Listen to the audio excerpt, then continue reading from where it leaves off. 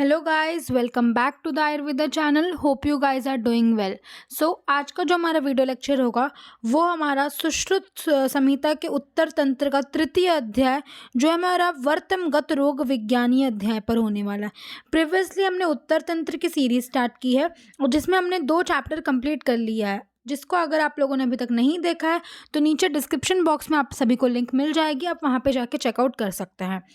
तो अब बढ़ते हैं आज के टॉपिक पर जो कि हमारा है वर्तमगत रोग विज्ञानी। जो सेकंड अध्याय हमने पढ़ा था वो हमारा था संधिगत रोग विज्ञानीय पे। उसमें संधिगत में 9 संधिगत रोगों का वर्णन हमने किया था।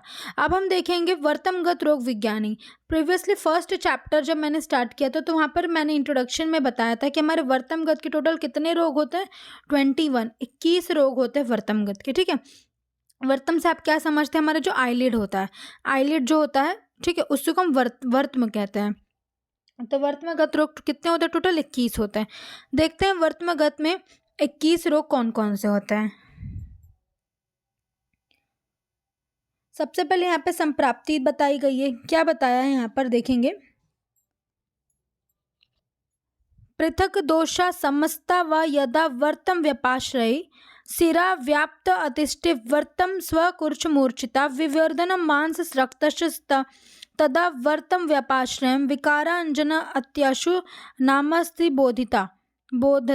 क्या बताएं यहाँ पे देखिए, जब वातादि दोष पृथक पृथक रूप में या समस्त रूप में अत्यधिक प्रकोपित होकर वर्तम के मध्य में रहने वाली सिराओं में फैलकर क्या करेंगे, वर्तम के मध्य में जो रहने वाली सिराएं होती हैं उनमें रहने वाली सिराओं में फैलकर वर्तम में स्थित हो जाते हैं। क्या करेंगे, जो वर्तम के मध्य में रहने वाली जो सिराएं होती हैं उनके थ्रू जाकर जो होता है पूरे वर्तम में फैल जाते हैं और वहाँ पुनः अत्यधिक प्रकोपित होकर वहाँ के मांस तथा रक्त को बढ़ाकर शीघ्र, आप यहाँ पे किसको दूष्य है, दूष्य की दूषित करें, मांस और रक्त को।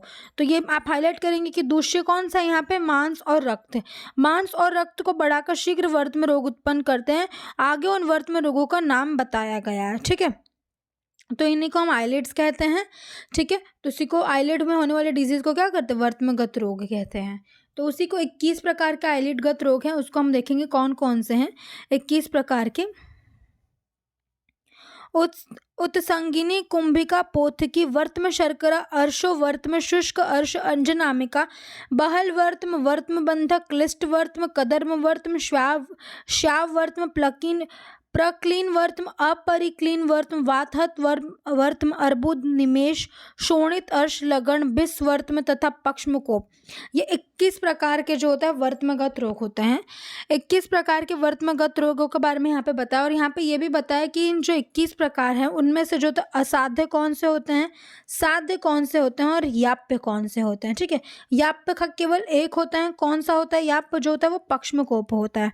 तो पक्ष्मकोप जो होता है हमारा वो याप्य होता है और जो असाध्य होता है वो 3 होते हैं। बाकी जो जस्ट जितने बचेंगे वो सब साध्य होते हैं। ठीक है, तो याप्य वाला कौन सा है, पक्ष्मकोप है। आप पेज के अपने टॉप पर लिख लेंगे कि याप्य वाला कौन सा पक्ष्मकोप है। असाध्य वाला कितना है, 3 होता है। कौन सा वातहत होता है, शोणित अर्श होता है और निमेश। ये 3 जो होता है वो कैसा होता है, वो असाध्य होता है। बाकी जितने 17 बचेंगे वो सब साध्य होंगे। तो आप लोग अगर असाध्य और याप्य वाला याद कर लेंगे तो बाकी 17 जो होता है असाध्य वाला वो आप सभी को ऐसे ही याद हो जाएगा। तो बढ़ते हैं आगे। सबसे पहले मैं आपको बता दूं कि जो ये 21 प्रकार के वर्तमगत के बारे में यहाँ पे बताया है उनमें जो होता है 10 ऐसे वर्तमगत रोग है जिनका नाम के आगे वर्तम नहीं लगता और जो बाकी हैं 11 ऐसे वर्तमगत रोग जिनके नाम के आगे वर्तम शब्द लगता है, जिनको देखकर ही आप पहचान जाएंगे कि ये वर्तमगत की व्याधियाँ हैं। तो कौन कौन से ऐसे 10 नाम हैं जिनके नाम के आगे वर्तम नहीं लगता है वर्तम शब्द, मगर वो वर्तमगत रोग होते हैं। तो अंजनामिका, अर्बुद, कुंभिका, लगन, निमेश, पोथकी, पक्ष्मकोप, उत्संगिनी, शुष्क अर्श और रक्तार्श, ये 10 नाम होते हैं जिनके नाम के आगे वर्तम शब्द नहीं लगता और जो 11 ऐसे नाम हैं जिनके नाम के आगे जो था वर्तम शब्द लगता है। तो अगर आप ये 10 याद कर लेंगे, बाकी 10 के अलावा कुछ भी आएगा जिसके नाम के आगे वर्तम लगेगा तो आप उसे देख कर समझ जाएंगे कि वो कौन सा वर्तमगत रोग है। ठीक है, लेकिन ये ट्रिक केवल एमसीक्यूज के लिए लागू होगी, लेकिन प्रॉफ एग्जाम में आप सभी को सारे वर्तमगत रोगों के बारे में अच्छे से पढ़ना है, क्योंकि बहुत एक इम्पॉर्टेंट टॉपिक है। बढ़ते हैं आगे, हमारे पृथक पृथक वर्तमगत रोगों के लक्षण सहित दोष की प्रधानता देखेंगे। ठीक है, तो सबसे पहले यहाँ पे उत्संगिनी के बारे में बताया है। उत्संगिनी वर्तमगत रोगों के बारे में यहाँ पे बताया, देखेंगे क्या बताया है। नाम भी अस्ते समुदृष्ट लक्षणे स्थान प्रच्छस्मेह अभ्यंतरमुखी बाहोत्संगनो वर्तमनश्च या विज्ञेत उत्संगिनी नाम तद्र उपपीड़िका चिता। देखिए क्या बताया है कि जो नाभ्यस्थ समुष्ट लक्षण पक्ष में अंतर अभिमुखी, क्या बताएं यहाँ पर देखेंगे। अधोवर्तम के उत्संगन, क्रोड या गोद। अधोवर्तम, देखिए दो वर्तम, ऊर्ध्व होता है, अधोवर्तम, दो वर्तम होता है, upper eyelid and lower eyelid. तो जो लोअर आईलिड अधोवर्तम के गोद, मतलब जो हमारा आईलिड होता है, जिसको हम जहाँ पे हम काजल अप्लाई करते हैं, वो उसका क्या होता है, उत्संग, मतलब गोद जिसको कहते हैं। तो उसके जो ये गोद वाला पार्ट होता है, उसमें जो होता है वर्तम के अंदर के साइड जिसका मुख क्या रहेगा और बाहर से वो उत्संग रहेगा। उत्संग मतलब उभरा हुआ, तो बाहर के साइड से उभरा हुआ और अंदर के साइड उसका मुख होगा, ऐसा उभरा हुआ जो होता है तद्रूप। इन्हीं लक्षणी वाली क्या अनेक पीड़िका उत्पन्न होगी, उसी को उत्संगिनी बताया। क्या बताया यहाँ पर देखिए कि जो हमारा लोअर आईलिड होता है, अधोमार्ग का जो होता है वर्तम होता है, जिसके जो होता है गोद में उत्पन्न शोफ जो कैसा होगा, अभ्यंतरमुखी होगा और बाहर की तरफ उत्सद होगा। तो बाहर की तरफ उभरी हुई होगी, अंदर की तरफ जिसका मुख होगा, तो उसमें चुभन कहाँ पे होगी, अंदर के साइड होगी, कि उसका मुख अंदर के साइड है, बस बाहर की तरफ उठा हुआ है, तो प्रेशर भी अंदर के साइड ही लगेगा। तो अंदर के साइड पर आने वाला पीड़िका जो कैसा होगा, उसको उत्संगिनी कहते हैं। ठीक है, वो ये बताया है कि उत्संगिनी क्या है। आप क्या हाईलाइट करेंगे यहाँ पे, अभ्यंतरमुखी बाहो उत्सधन उत्संदो, क्या बताया, जो मुख उसका अंदर की तरफ लेगा लेकिन उत्सेद वो बाहर की तरफ रहेगा, उस पीड़िका को हम क्या कहते हैं, उत्संगिनी कहते हैं। ठीक है, अब दूसरी चीज यहाँ पे दूसरा बताया है, दूसरा वर्तमानगत कौन सा है, कुंभिक पीड़िका। कुंभिक पीड़िका में क्या बताया, देखिए बहुत इंपॉर्टेंट है। कुंभिक बीज प्रतिमा पीड़िका या अस्तु वर्तमजा अध्यापयंती भिन्ना या कुंभिक पीड़िका अस्तुता। क्या बताया कि कुंभिक बीज की प्रतिमा, देखिए अगर आप कुंभिक बीज प्रतिमा ऐसे एग्जाम में आ जाए कि ये वर्ड खाली आ जाए, कुंभिक बीज प्रतिमा पीड़िका किसके लिए, तो आप समझ जाएंगे कुंभिक पीड़िका के लिए। क्यों, क्योंकि कुंभिक बीज की प्रतिमा दी गई है और नाम भी उसी से कोरिलेट कर रहे हैं। तो कुंभिक बीज प्रतिमा के, तो कुंभी के बीज के समान स्वरूप वाला वर्तम प्रदेश में उत्पन्न पीड़िका जो कैसा होगा, जो भिन्न होने के बाद भी अध्यापन, मतलब फूटने के बाद भी वो पुनः फूल जाता है, उसी को क्या कहते हैं, हम कुंभिक पीड़िका कहते हैं। ठीक है, तो यहाँ पे आप हाईलाइट करेंगे अध्यापयंती भिन्ना, मतलब भिन्न होने के बाद भी वो अध्यापन होता है, मतलब उभर जाता है, उसी को क्या कहते हैं, हम कुंभिक पीड़िका। और कुंभिक बीज प्रतिमा तो आप देख के ही समझ जाएंगे कि वो कुंभिक पीड़िका के लिए बताया गया है। फिर आगे बढ़ते हैं, हमारा थर्ड नंबर वर्तमानगत रोग कौन सा है, पोथकी। पोथकी में देखिए क्या बताया, स्त्रविन्य कंडूरा गुर्व्य रक्त सर्षप सन्निभा पीड़िकाश्च रुजवंत्य पोथक्या इति संकेता।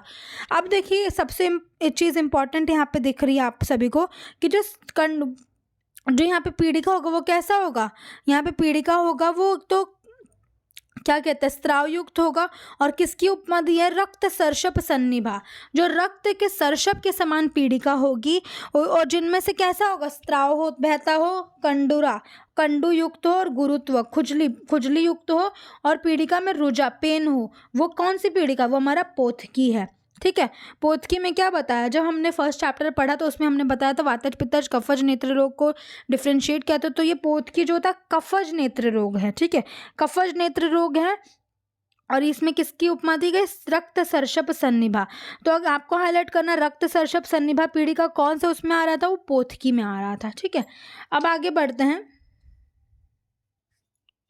वर्तम शर्करा। वर्त शर्करा के लिए देखिए क्या बताया है, पीड़िका भी सुसूक्ष्म बिरघन बिभर संवृत्ता पीड़िका या खरा स्थूला स गेय वर्तम शर्करा। देखिए क्या बताया, जो वर्तम प्रदेश जो हमारा आईलिड है उसमें जो एक ऐसा पीड़िका रहेगा जो मोटा रहेगा, थोड़ा सा स्थूल रहेगा। सुसूक्ष्म भिन्न घना, तो पीड़िका भी एक पीड़िका जो कैसे होगा, स्थूल होगा, और कैसे होगा, खर होगा। देखिए यहाँ पे पीड़िका या खरा स्थूला, तो एक पीड़िका कैसे होगा, जो स्थूल हो, खर, और उसके साइड साइड में बहुत छोटी छोटी सुसूक्ष्म भिन्न घना, घन होगा। छोटे छोटे सूक्ष्म बहुत सारी पीड़िका जो घन मतलब घेरे हुई रहेंगी उस बड़े पीड़िका को, उसी को हम क्या कहते हैं, वर्त्म शर्करा कहते हैं। और ये वर्त्म शर्करा हमारी कैसी है, ये हमारे सन्निपातज है, सन्निपातज, और उसमें सन्निपातज में भी क्या है, साध्य है। ठीक है, तो ये क्या हो बताए यहाँ पे हाईलाइट करेंगे आप, खरा स्थूला, एक पीड़िका जो कैसे होगी, स्थूल खर होगी, और उसी के अगल बगल जो थे सुसूक्ष्म और भिन्न घन, मतलब सूक्ष्म होगा और घनी पीड़िका होगी उसके अगल बगल, उसी को हम वर्त्म शर्करा कहते हैं। ठीक है, आप ये डायग्राम बना लेंगे साइड में, जिसको देख के आप सभी को वैसे ही याद हो जाएगा कि वर्त्म शर्करा क्या चीज़ है। ठीक है, अब बढ़ते हैं आगे, अर्शवर्त्म। अर्शवर्त्म के लिए देखिए क्या बताया है, एवारु बीज प्रतिमा पीड़िका मंद वेदना सूक्ष्म खराश वर्त्म स्थान दशो वर्त्म कीर्यते। क्या बताया यहाँ पे, इंपॉर्टेंट, यहाँ पे किसकी उपमा दी है, एवारू बीज प्रतिमा। एवारू से आप क्या समझते हो, जो ककड़ी होता है उसके बीज के समान जो होते आकार की पीड़िका जो कैसी हो, मंद वेदना वाली हो, सूक्ष्म हो और खर हो, उसी को हम क्या कहते हैं, अर्शवर्त में कहते हैं। तो अर्शवर्त में किसकी उपमा दी गई है, एवारू बीज प्रतिमा। एवारू बीज प्रतिमा के समान पीड़िका जो मंद वेदना वाली हो, सूक्ष्म हो और मंद रुजा हो। तो यहाँ पे आप लिखेंगे MMR। एम से क्या है, मंद वेदना, सूक्ष्म है, देखिए मृदु, सॉरी इसमें MMR नहीं आएगा, सॉरी। इसमें क्या आपको याद रखना है, एक तो मंद वेदना होगा, सूक्ष्म होगा, मंद वेदना होगा, सूक्ष्म होगा और खर होगा। ठीक है, और ये किसके समान है, एवारू बीज प्रतिमा, आपको ये हाईलाइट करना है। फिर बढ़ते हैं आगे हम, शुष्क अर्श। शुष्क अर्श के लिए देखिए क्या बताया है, दीर्घ अंकुर खरा स्तब्धो दारुणा वर्तम संभवा व्याधिरेश समाख्यात शुष्क अर्श इति संगीतम। वर्तम प्रदेश में उत्पन्न होने वाली जो दीर्घ अंकुर, लंबे अंकुर जो कैसे हो, खर हो, स्तब्ध कठिन हो, दारुण मतलब कष्टदायक हो, वो वर्तम संभव, वो कौन सी होती है, शुष्क अर्श होती है। ठीक है, तो अर्श से आप क्या समझते हैं, एक अंकुर, अर्श क्या होता है, अंकुर होता है मांस का। तो दीर्घ अंकुर, यहाँ पे भी अगर ये आपको दिख जाए कि दीर्घ अंकुर खरा स्तब्ध, तो आपको समझ आना किसी अर्श के लिए ही है। और खर है तो शुष्क होगा, खर है तो कैसा होगा, अगर वो अंकुर ही खर है तो कैसा अर्श होगा, वो हमारा शुष्क अर्श होगा। क्योंकि इसमें जो होता है क्या कहते हैं, वर्तमगत रोग में हमको एक शुष्क अर्श है और रक्त अर्श है। तो आपको कंफ्यूज नहीं होना कि अंकुर देख के आप रक्त अर्श पे टिक करते हैं। अंकुर तो दिख रहा है आपको, लेकिन खर से आप क्या समझेंगे, शुष्क। ठीक है, कोई चीज़ सूखी रहेगी तभी वो खर रहेगी ना, तो यही चीज़ आप रिलेट कर सकते हैं कि खर वर्ड देख के आप समझ जाएंगे कि वो शुष्क अर्श है। अब बढ़ते हैं अंजनामिका। इसके लिए क्या बताया, दाह तोदवती ताम्र पीड़िका वर्तम संभवा मृदु मंद रुजा सूक्ष्म ज्ञ स अंजनामिका। क्या बताया, वर्तम प्रदेश पे उत्पन्न हुआ पीड़िका जिसमें क्या होगा, दाह होगा, तोद होगा, और वो पीड़िका ताम्र वर्ण का होगा। ठीक है, और स्पर्श में कैसा होगा, मृद्वी मंद रुजा सूक्ष्म, और वो कैसा होगा, स्पर्श में मृदु होगा, मंद रुजा वाला और सूक्ष्म। यहाँ पे आप लिखेंगे MMR।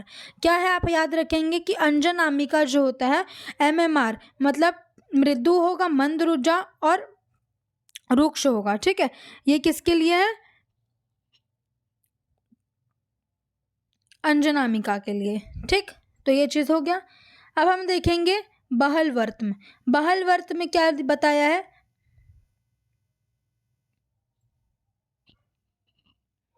वर्तम उपच्यते यस्य पीड़िका भी समन्ता सवर्णा भी समानिश्च विघात बहल वर्तम तत्। क्या अब बहल से आप वर्ड मीनिंग से क्या समझते हैं, बहल से आपको लग रहा होगा बहुत ज़्यादा, ढेर सारा, तो वही बताया, जिस मनुष्य के वर्तम भाग के चारों ओर से त्वचा के समान वर्ण वाली एक एवं समान आकृति की पीड़िका आच्छादित हो से बहल वर्तम। तो देखिए ये किसी की आईलिड है मनुष्य की, इसी के चारों ओर से बहुत ढेर सारी जो होता है त्वचा के ही समान वर्ण की जो होता है एक समान आकृति की पीड़िका, उसी को बहल वर्त में कहते हैं। तो सवर्णाभि समाश्च विघात, तो सवर्ण के वर्ण के ही समान जो होता है और समान आकृति वाली जो पीड़िका हो उसी को बहल वर्त में कहते हैं। ठीक है, तो ये हो गया बहल वर्त में। अब आगे बढ़ते हैं वर्तम बंध। वर्तम बंध के लिए देखिए क्या बताया है, कंडुमता अल्पतोदेन वर्तम शोफेन यो नरा न समछाते अक्षी भवेद बंधा स वर्तमना। देखिए नाम क्या है इसका, वर्तम बंध। बंध से आप क्या समझेंगे कि बंध शब्द देख के आप समझेंगे कि हमारे नेत्र बंद नहीं हो पा रहे हैं, ठीक है।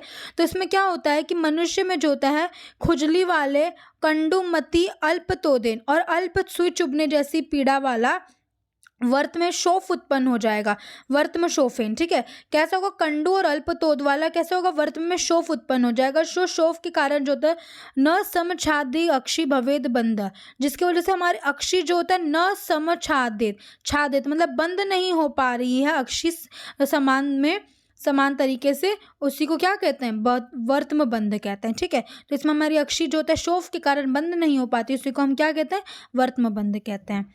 अब आगे बताया क्लिष्ट वर्तम। क्लिष्ट वर्तम के लिए क्या बताया, देखिएगा, मृदु अल्प वेदनम ताम्र यद वर्तम समेव च अकस्माच भवेद रक्तम क्लिष्ट वर्तम तदाशीत। क्या बताया यहाँ पे कि पहले देखो नेत्र का जो वर्तम भाग होता है सहसा बिना किसी कारण अकस्मात जो होता है मृदु, ठीक है, मृदु अल्प वेदना वाला, पहले ताम्र वर्ण का जो होता है उसमें ताम्र वर्ण का जो होता है पीड़िका होता है, उसके बाद वो अकस्मात जो होता है रक्त वर्ण में कन्वर्ट हो जाता है, उसी को हम क्या कहते हैं, क्लिष्ट वर्त में कहते हैं, ठीक है। क्लिष्ट वर्त में क्या बताया है कि अकस्मात बिना कारण के जो होता है वर्त में जो होता है सहसा बिना किसी कारण के जो होता है मृदु और अल्प पीड़ा से युक्त वर्ण में पहले वो ताम्र रहता है, बाद में रक्त वर्ण का हो जाता है, उसी को हम क्या कहते हैं, क्लिष्ट वर्त में कहते हैं, ठीक है। तो आपको इसमें क्या याद रखना है, मृदु अल्प वेदनम ताम्र अकस्मात भवेद रक्तम। अकस्मात जो होता है वो क्या कहता है, रक्त वर्ण का हो जाता है। हम देखेंगे आगे वर्तम कर्दर्म। वर्तम कर्दर्म के लिए देखिए क्या बताया है, क्लिष्टम पुनः पित्त युक्तम विदेहच शोणितम यदा तदा क्लिन्न वर्तम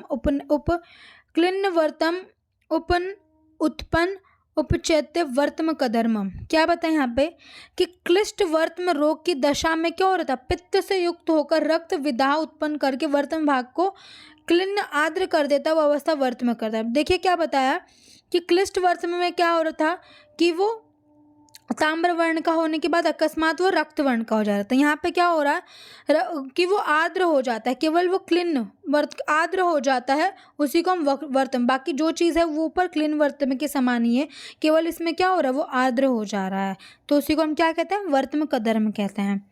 अब शाव वर्तम में देखिए क्या बताया, शाव वर्तम में जिस मनुष्य के वर्तम बाहर और भीतर से शाव वर्ण तथा जिसमें शोफ वेदना दाह कंडू आदि क्लेद उत्पन्न हो, उसी को शाव वर्ण कहते हैं। तो क्या बताया, शाव वर्ण वर्तम नाम से आपको पता चलेगा वर्तम क्या होगा, भीतर अंदर की साइड से शाव वर्ण का हो जाए, और शाव वर्ण का होगा तो उसमें दाह वेद तोदना कंडू क्लेद उत्पन्न हो जाएगा, तो उसी को हम क्या कहते हैं, शाव वर्तम कहते हैं। अब आता है क्लिन्न वर्तम। क्लिन्न वर्तम में देखिए क्या बताया है, अरुजम बाहता शून अंता क्लिन्नम स्त्राव्यति कंडु निस्तोदम भूयष्ट क्लिन्न वर्तम तदुच्यते। ठीक है, क्या बताएं यहाँ पे, अरुजम बाहत शून अंता क्लिन्नम स्त्राव्यति कंडु निस्तोदम भूयिष्टम क्लिन्न वर्तम तदुच्यते। क्या बताया, इस रोग में वर्तम का बाह्य भाग शोथ युक्त और तथा पीड़ा रहित होता है। अरुजम बाह्यता, बाहर के भाग में क्या होगा, अरुजम पीड़ा रहित होगा, शून्य अंता क्लिनम स्त्राव्यति, और उसमें क्या होगा, शोफ होगा लेकिन कैसा होगा, पेनलेस होगा, और अंदर से क्या होगा, क्लेद मतलब स्त्राव होगा, और उस स्त्राव उसमें क्या होगा, कंडू होगा, निस्तोद कंडू होगा, और सुई चुभने जैसी पीड़ा अधिक होगी, उसी को हम क्या कहते हैं, क्लिन वर्त में कहते हैं। ठीक है, वर्ड को देख के आपको उसकी मीनिंग को समझना है, कुछ भी रट्टा नहीं मारना है यहाँ पर। अब बता अक्लीन वर्तम। अक्लीन में देखिए क्या बताया, यस्य धौतानि धौतानि स्तंभत्य पुनः पुनः।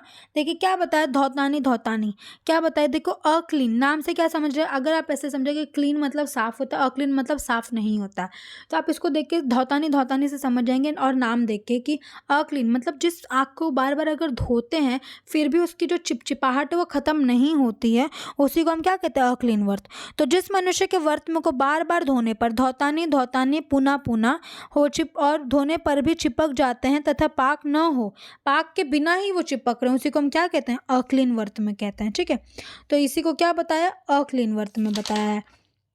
अब बढ़ते हैं आगे, वातहत वर्त में। वातहत वर्त में जब मैंने असाध्य आपको स्टार्टिंग में बताया था याप पे असाध्य, तो असाध्य में जो वातहत था वो भी असाध्य था, शोणित अर्श था असाध्य। ठीक है, तो जो ये वातहत है ये कैसा होगा, ये असाध्य। इसमें क्या बताया देखिएंगे, विमुक्त संधि निचेष्टम वर्तम यस्य च मील्यते एत एद्वत् हतम विघात सरुजम यदि वा रुजम अरुजम। क्या बताया है, जिस मनुष्य के वर्तम तथा शुक्ल भाग की संधि के मुक्त हो जाने से वर्तम खुली हुई अवस्था में तथा चेष्टा रहित हो जाते हैं और नेत्र बंद नहीं हो पाते, तथा किसी रोगी के वर्तम में पीड़ा हो जाता है, किसी में पीड़ा का अभाव रहता है, उससे वतहत। क्या बताया, जब किसी मनुष्य के वर्तम, ठीक है, एक आईलिड और स्क्लेरा के संधि, जो वर्तम शुक्लगत संधि थी, उसके मुक्त हो जाने पर वो क्या होगा, मुक्त हो जाएगा, तो उसमें क्या होगा, आंखें जो होती है उसकी खुली हुई अवस्था में और चेष्टा रहित हो जाएगी। तो इसी को क्या बताया, आपको याद रखना है कि वातहत वर्तम को जो होता है paralysis of 7th cranial nerve supplying the muscle orbicularis palpebrum. तो इसमें क्या होगा, जब हमारी जो पक्ष वर्तम और शुक्लगत संधि जो होता है वो विमुक्त हो जाती है, तो वो क्या कहते हैं, मुक्त हो जाती है, तो उसमें क्या होगा, आँखें खुली रहेगी और क्या होगी, चेष्टा रहित होगी, तो उसको क्या कहते हैं, पैरालिसिस हो जाता है कौन से, 7th क्रेनियल नर्व्स का। तो एक बार एग्जाम में आ चुका है कि वातहत वर्तम को किससे मॉडल में कोरिलेट किया है, तो paralysis of 7th cranial nerve supplying the muscle orbicularis palpebrum. ठीक है, अब वात अर्बुद में देखिए क्या बताया है,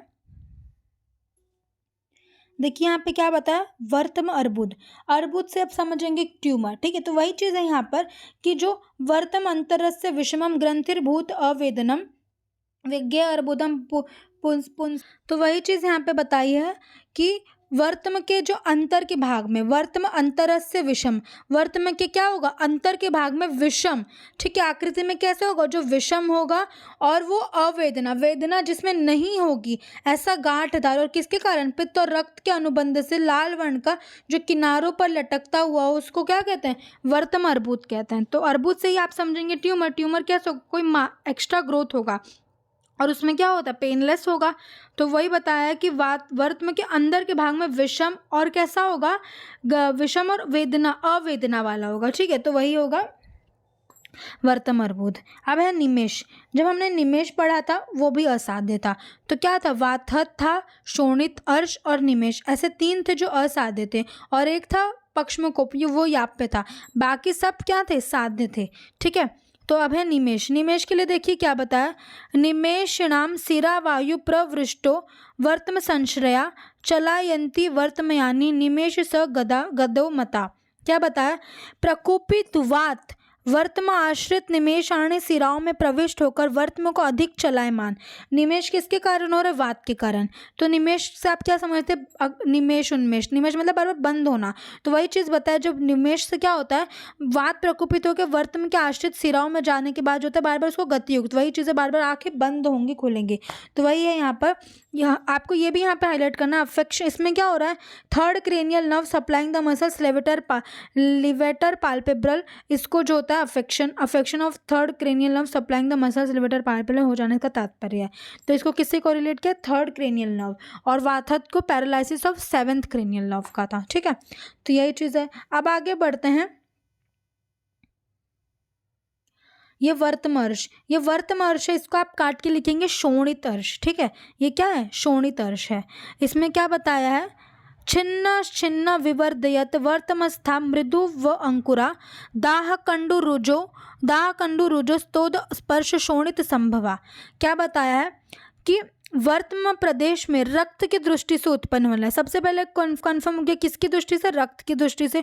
शोणित संभव यहाँ पे लिखा है ना, तो रक्त की दृष्टि से उत्पन्न होने वाला जो कैसा होगा, स्पर्श में मृदु होगा, मृदु होगा और अंकुर, मृदु अंकुर उत्पन्न होगा जो बार बार काटने पर भी बढ़ता रहता है। ठीक है, छिन्नर छिन्न विवर्धित, उसको काटने पर भी क्या होगा, बढ़ते रहेगा वो अंकुर, मृदु अंकुर जो कैसा होगा, अगर वो पित्त के अनुबंध का होगा तो वो दाहयुक्त होगा, कफ के अनुबंध का होगा तो कंडू होगा, वात के अनुबंध का होगा तो तोद होगा, और उसी को क्या कहते हैं, शोणित अर्श कहते हैं। और ये भी कैसा है, असाध्य है। ठीक है, 3 असाध्य कौन से, निमेष, शोणित अर्श और वातहत, ये 3 हमने पढ़े जो निमेष और वातहत और शोणित अर्श ये असाध्य हैं। ठीक है, तो वही चीज़ यहाँ पे बताया है कि क्या होगा, ऐसा वर्तमान प्रदेश पे उत्पन्न होने वाला मुलायम अंकुर जिसको काटने पर भी वो पुनः पुनः वृद्धि होगा, और अगर कफ का अनुबंध होगा तो वो कैसा होगा, कंडू होगा, पित्त का अनुबंध होगा तो दाह होगा, वात का अनुबंध होगा तो तोद होगा। ठीक है, यही चीज़ है।